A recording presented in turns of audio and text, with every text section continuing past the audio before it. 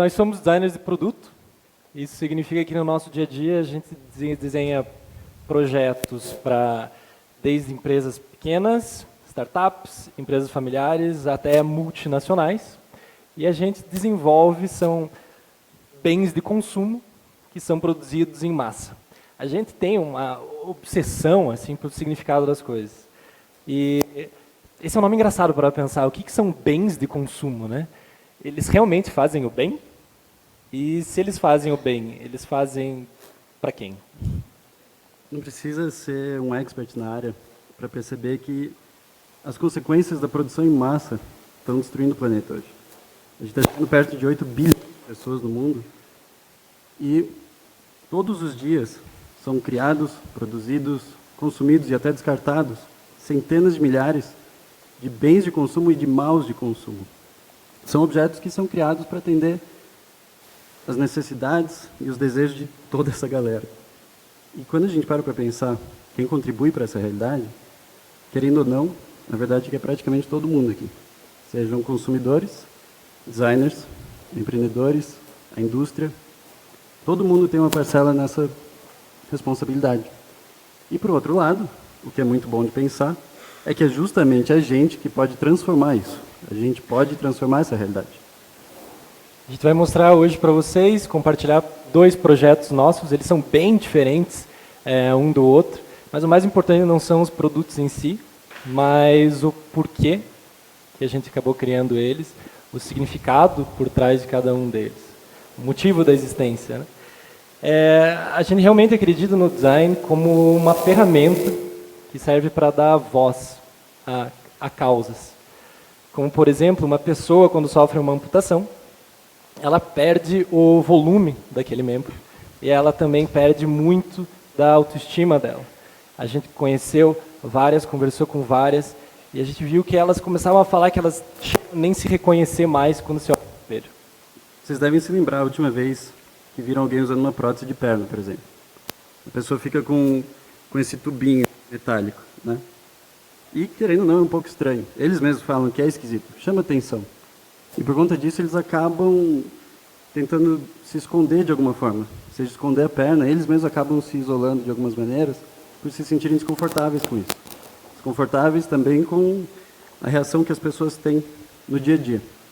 E existem algumas opções que tentam mudar isso, que tentam devolver o volume da perna.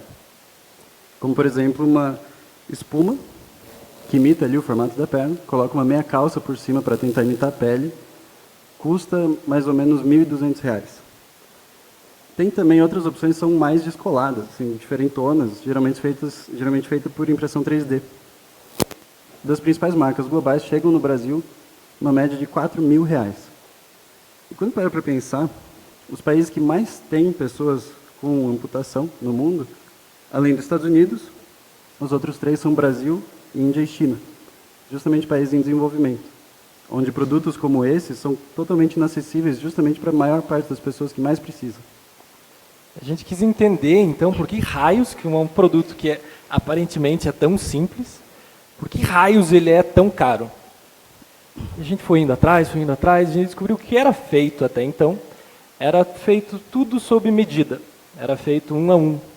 É como se você precisasse usar qualquer peça de roupa, desde um pijama, um terno, um vestido, qualquer coisa, e você fosse para um alfaiate. O que existia era um sistema de alfaiataria, o que é totalmente inviável para grande parte da população. A gente descobriu, então, que era possível a gente inventar a camiseta tamanho M das capas de prótese de perna. A gente encontrou nesse pedacinho de papel, tão simples, tão pequenininho, a simbologia perfeita para guiar esse nosso projeto. Isso é um confete. Ele é colorido, ele é leve, ele serve para homem, para mulher, para novo, para velho, para rico, para pobre.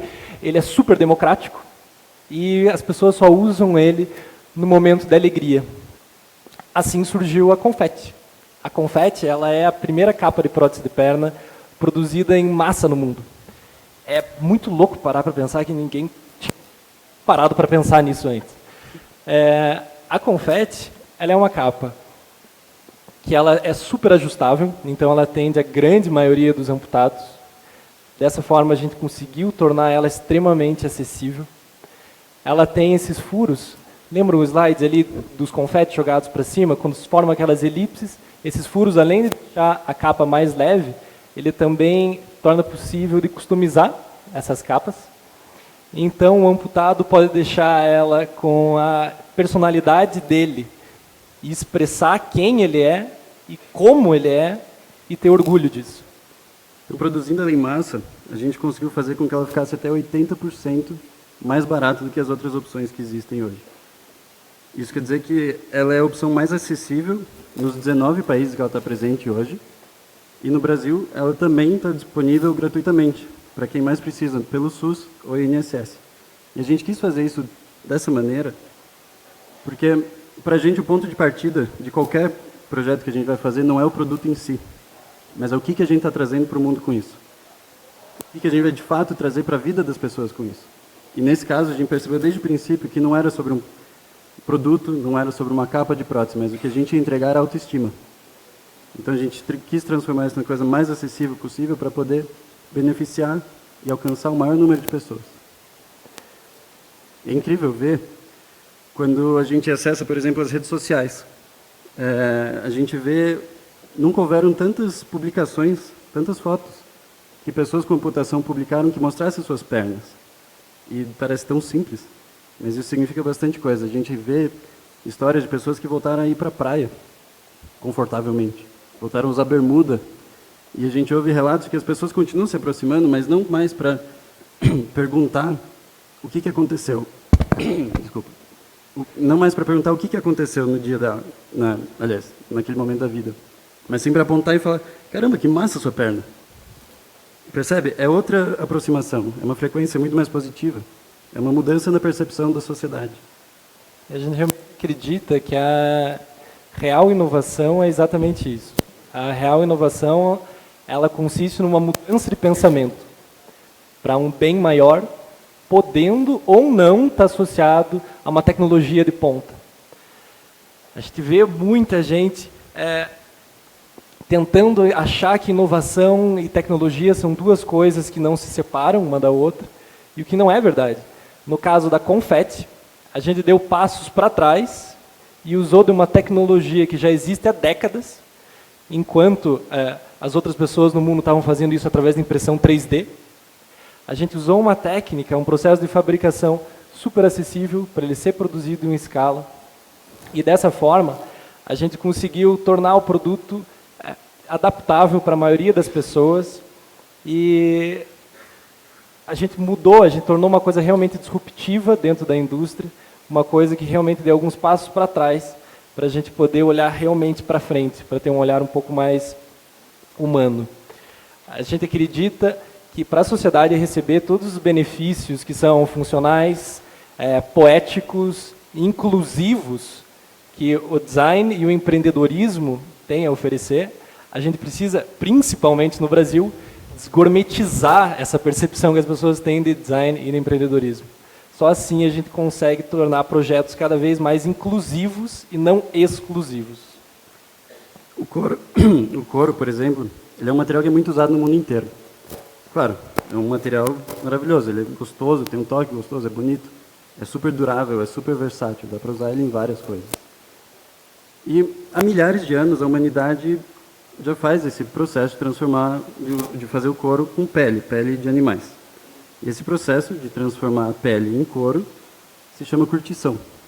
E curtição é um processo feito nos curtumes. Pouca gente sabe, mas os principais curtumes no Brasil hoje, eles têm um rigoroso controle ambiental. E como todas essas peles são provenientes do descarte da indústria alimentícia, acaba que o couro ele é muito menos nocivo para o meio ambiente quando comparado, por exemplo, com esses couros ecológicos. Couro ecológico, na verdade, é um nome muito errado, um nome chique que quiseram dar para um tecido que é, na verdade, feito à base de petróleo, é plástico.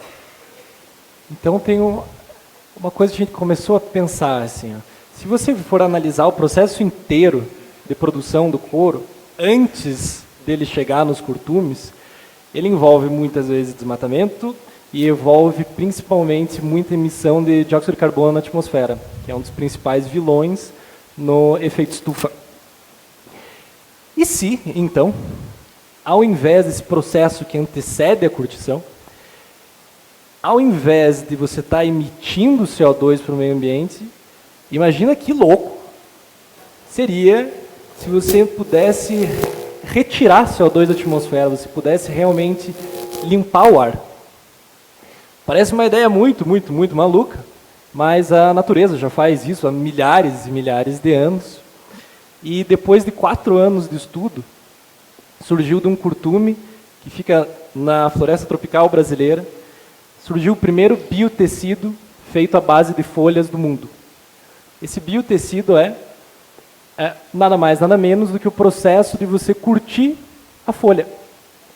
Isso resulta num material que ele em propriedades é muito parecido com o couro bovino, tanto em resistência como em toque. Tem um visual muito mais legal. Mas a principal ponto dele é que no processo inteiro, se você for analisar, de crescimento da planta até a curtição, ele acaba retirando mais CO2 da atmosfera do que ele emite no processo inteiro. Então, esse é um material que ele é carbono positivo, e você produzir coisas com esse material, você acaba limpando o planeta. E como no mundo do design os móveis têm uma visibilidade muito grande, a gente criou a primeira coleção de produtos feitos com esse biotecido de folha. Justamente para colocar o holofote em cima disso, desse material, para chamar a atenção para isso que é uma solução que une o melhor da sabedoria ancestral da natureza com a criatividade humana.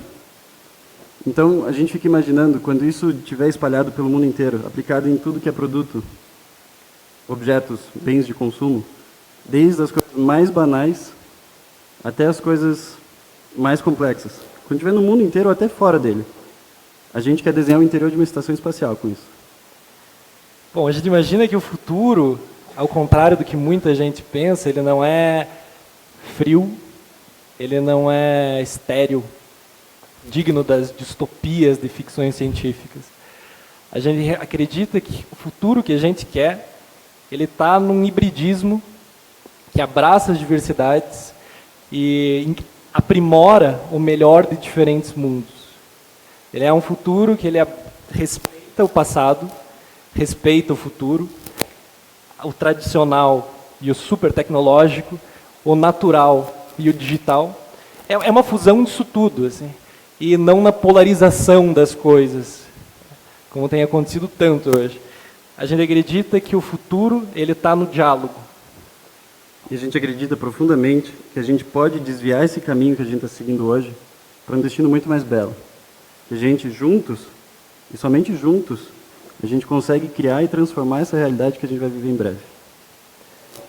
Então a gente gostaria de terminar com um convite a todos, a gente criar o bem, e criar esse bem em larga escala. Obrigado.